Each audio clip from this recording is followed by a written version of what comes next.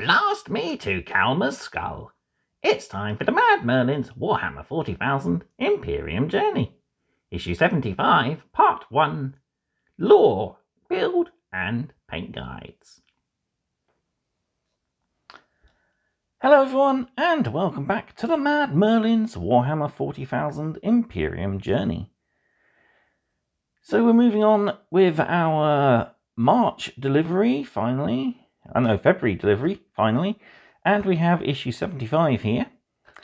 And as you can see, it is our second Haematrope Reactor.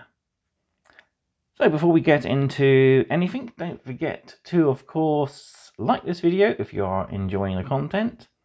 Why not also subscribe to the channel if you haven't already, as it's the only way you can keep up to date with all my mad content. And of course, don't forget to check all the links in the description down below, including my social medias, my eBay page, my affiliate link, and of course my Patreon page. So let's get into issue 75 then, and as you can see, we've got our Haematrope Reactor here. And we have our magazine. So in the magazine, we have all about Haematrope Reactor, building and playing with it and painting. We learn all about the newest race of the 41st millennium, the Leagues of Votann. And yeah, there's 2 paint guides for our reactor, which is pretty cool as well. It does give you a hint that it says there's a collect article there, but there actually isn't in this issue, so I don't know if that is a mistake or what. But we just have the build and the paint guides for the reactor. Right then, let's take a look at the reactor frame up close, and then we'll have a look through issue 75. Right, here we have our Haematrope Reactor, and it's pretty much the same as the first one we had way back in the 30s, I think? Something like that, 30s or 20s. And yeah, it's been a long time coming getting this issue. But these collections do like to at least leave one piece of terrain till the near end for you to build and paint. With Imperium issue 78 and 80, not Imperium, Conquest issue 78 and 80 was the Magnavent Walkways. And for the end of Mortal Realms, we did have 2 rather cool centerpiece kits. We had the Celestant Prime and the Coven Throne / Mortis Engine.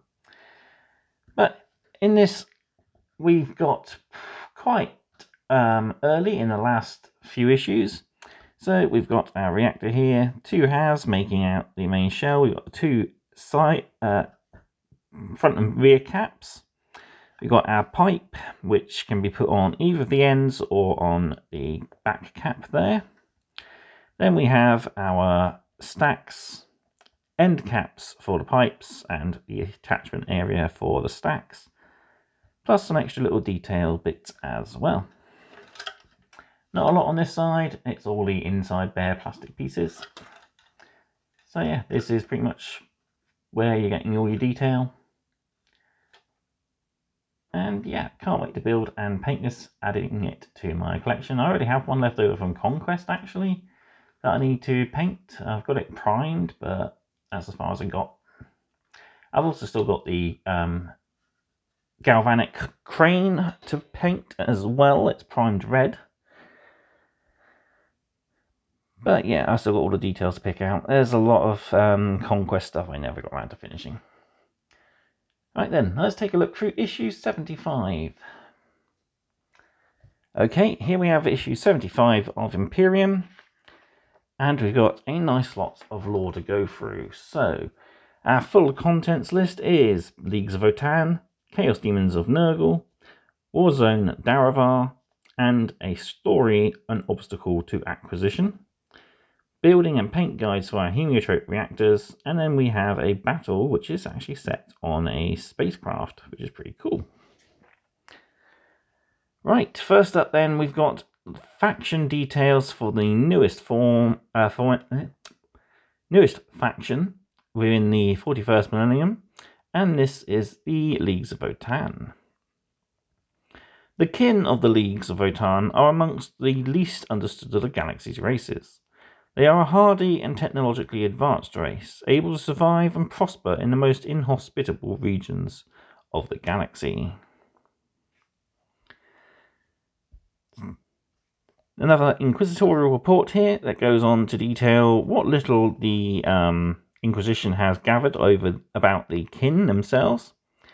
So they are broken down into various classes known as the kin. They are also broken down into army factions known as the leagues, and each of them at their core has a master, sort of like a master computer that is responsible for all the weapons, armor, war gear of the leagues, and these are called the Votan. Yeah.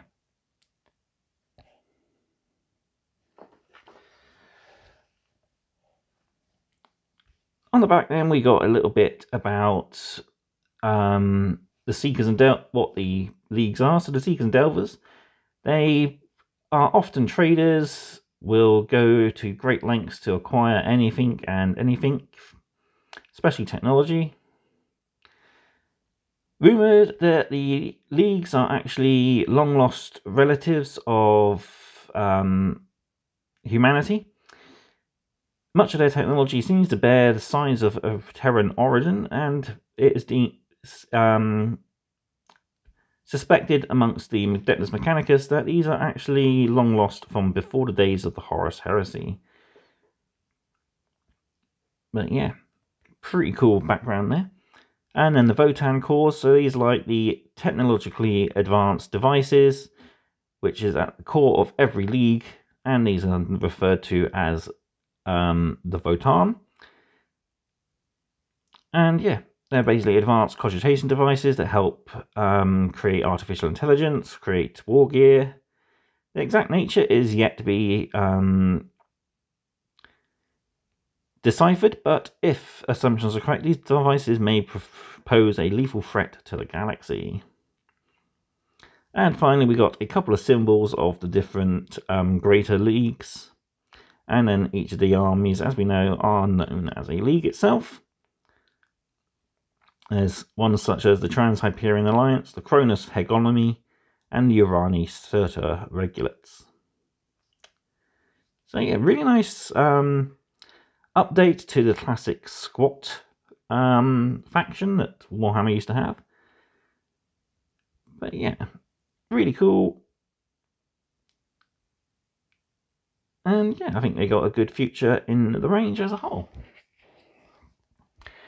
Right, moving on, we've got another inquisitorial report, this time focusing on the demons of Nurgle. This then covers pretty much everything the Inquisition knows about the demons of Nurgle. As we know, Nurgle is the father of plagues and grandfather of life itself, or well, life in its twisted depiction of life.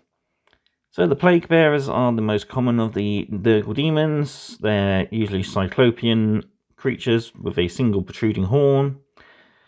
Tears along their flesh, pustules boiling up underneath the skin, and even their guts hanging out. So not exactly the most, not going to win a beauty contest at least. Other demons are the Nurglings. These are the minute little creatures. They often scamper about, will pester the larger demons. Some will even worship the larger great unclean ones. Yeah, it's not unknown for a whole host of Nurglings to take down even a single Space Marine. Other demons of Nurgle include the Heralds. So these are plague bearers who have ascended to a rank of leadership in the demons. A couple of the ones we have here are the Spoilpox Scriveners, who keep the tally of plagues and deaths that Nurgle has caused. And some of the most strange and joyous of them are the Sloppity Bile Pipers here, who sing and dance and even play bagpipes fashioned out of human stomachs and protruding bits of bone. So they take on the role of almost like a court jester, pretty much. Largest of the demons of Nurgle then are the Great Unclean Ones, and the most grotesque of those is Rotigus Rainfather, known to be one of the mightiest of the Great Unclean Ones. And yeah, they are big hulking creatures who wield either a staff or sword, and are often seen carrying chains and bells as other icons of Nurgle. Moving on then, we have a new war zone to look at. This is Daravar. So Daravar is home to the traitorous Knight House of Mandracore. Posed a threat to the Imperial shipping through the Naklan's Gauntlet.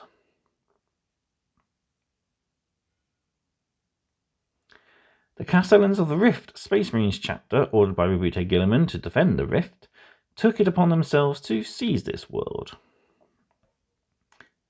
So this goes to detail a little bit about Daravar. So it was, as it said, a home to a traitor house of Imperial Knights. And while it's with its location being near the entrance to the Naklan Gauntlet, it is deemed a hazard for any passing Imperial fleets. And so it was deemed that the world needed to be dealt with. Harkon Worldclaimer came to Daravar itself in order to seize an allegiance with House Mandracore here, to align with Abaddon and his latest Black Crusade. And yeah, the house has reaffirmed their alliance with the traitor forces, led by the High King and High Queen, Caligius and Caligia, both of whom are ruthless as they are cruel. The house symbol is a sort of a Reaper head with a sneering gauntlet and chain as well. Yeah, their colour scheme is orange with black trim and a little bit of bone as well, so it's a pretty interesting colour scheme. Not the one I would do for a Chaos Knight or Knights in general. But yeah, pretty cool stuff. Finally then, before we get into our build and paint guide for this issue, we have a short story. This one features the Leagues of Votann facing off against Chaos Space Marines. The kindreds of the Great Furian League are forever searching for valuable natural resources with which to forge and trade. Travelling beyond the galactic core, a prospector fleet has discovered a rich vein of asteroids. In their path, however, stand Chaos Space Marines of the Black Legion. Pretty cool short story. We follow Varco Firefist, who is a Thane of the Great Furian League, and the warriors under his command. Pretty cool. It starts off them in transport on the way to the front line, and then as the story progresses, they're reinforcing frontline fighters and also holding off, waiting for the Chthonian Berserks to come on from the rear and assault the Chaos Space Marines. It was a really good short story, quite enjoyed it. And it did give me a little bit more of a liking towards the leagues. I'm not the biggest fan of them, because I mean, to me, they're just short Space Marines. And if I want to do Space Marines, I might as well do big Space Marines. But who knows? I do want to paint their priesty wizard character. I do quite like how he looks, so I'm definitely thinking of picking at least him up to build and paint just for the fun. And yeah, so the story ends with Firefist raising his weapon, signalling his surviving kin to start a countercharge. The day was not lost, and they would make their claim. So yeah, really good story. Give it a good read. Okay then, moving on, we've got our build guide for the issue, and it is pretty straightforward. All we have to do is clip away the components on the frame, glue the two main halves of the reactor together, glue the bionic eye in place, then glue the two furnace caps there. Then we're putting the end caps to the pipes. The smaller pipe details go on the rear end of the reactor. And then we're gluing two halves of the stacks together before gluing on the attachment plate. And this goes over the center piece here. You could, if you wanted to, glue it on the end caps or even down here. It's up to you, really. But the assembly guide does say to glue the pipe coming out from the rear instead of on one of either of the ends, like the previous one. So it does at least give us a nice way to position the reactor and pipes coming into it, and having one set lead up that way and one set lead down off. So I'm definitely going to be having some fun with laying out on the battlefields in future issues. Finally then, we have our reactor paint guide, and I will be not probably the first to admit, but among the first to admit that I'm not too keen on either of these paint guides. They're just cool, fun, alternative paint guides. If you want to do them, you can. But we are using texture paint to add rust and grime build-up to our reactor. If you are just using collecting the entire collection and not expanding it, you might well have some texture paint left over, and yeah, go ahead and use it up on this if you so choose. But really, it's not the best use for texture paint. If you wanted to do this, I would suggest getting some fine sand and PVA glue, doing it that way, because you are painting over it anyway, with giving a full layer of Abaddon black all over the reactor, dry brushing the rims of the reactor here and the struts for support with lead belcher, dry brushing smaller areas such as the furnace entrance here, the bionic eye vents, and the dials there with Runord brass. And we're dry brushing all over with Stormhose silver before picking out the sharper edges with Stormhose silver. The areas of grime you've applied, painting with Mournfang brown before dry brushing with Balor brown and giving it a darkened glossy effect using Cryptek Armor Shade Gloss, which is also used on the metallic areas as well. And then finally we're adding a rust effect to it with Mournfang brown and Troll Slayer orange, much like we've done in previous issues. And your end result, it does look really cool, but like I said, it's just not how I would like to do it. I'm going to probably paint it up much the same as the first one. And second one is a more sandy, deserty themed reactor here. So we're applying Mournfang brown instead of Abaddon black, picking out corn red on the pipes, the doors and the control panels here, then picking out lead belcher on the support struts, the vent doors and any of the silver areas, picking out a Cog Mechanicus the standard way with Mechanicus, Abaddon black and Corax white, shading the brown areas with Agrax Earthshade and recess shading the red areas with it. Everything else then gets a shade of Nuln Oil. Then we're edge highlighting all the brown with Balor brown, the black with Administratum grey, and the red with Evil Sun Scarlet. And then we're picking out Stormhose silver as a highlight on all our metallics, pinking out the white again, which then gets washed Nuln Oil before relayering and highlighting it with White Scar. Then we're using our dry brush to give a nice dusty effect to the bottom of our reactor. So we're dry brushing Balor brown first of all, and then Rakarth flesh as a final dry highlight. And here we have our finished desert reactor. And we've got an update to our previous reactor, so we're just highlighting the skull and cog with white scar, and the red details with Evil Sun's scarlet there. So yeah, I much prefer this, or I actually don't mind how they've done it there with the dark bronze of Warplock bronze along here. But yeah, you can if you want to paint like this, but it's not going to match into the rest of your collection very well. I mean, this one might if you've painted your pipes like I have, but if you painted them like the collection, neither of these colour schemes are going to really work to match in with the rest of your collection. So that's it for this issue. We do have our battle report, but that will have to wait for another issue. So let's bring in our reactor,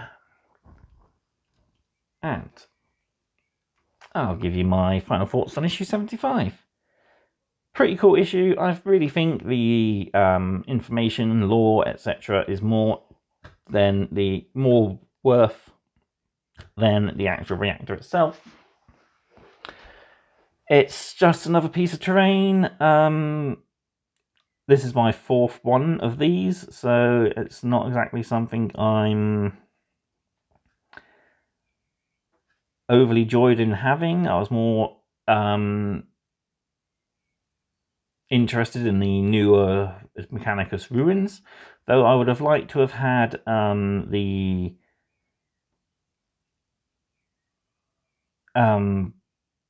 Binistorum ruins, which came with one of the Kill Team sets, because those would be more fitting to, I think, the Electia missions, which would be ideal. But yeah, there we have it. So that was issue 75 of Imperium. All I want to do now is to say thank you all for watching. Again, if you think I deserve it, please give this video a like and subscribe to the channel. And why not check out all my links in the description box down below. So, I will see you next time for a battle report on the Imperium Journey. Thank you and goodbye.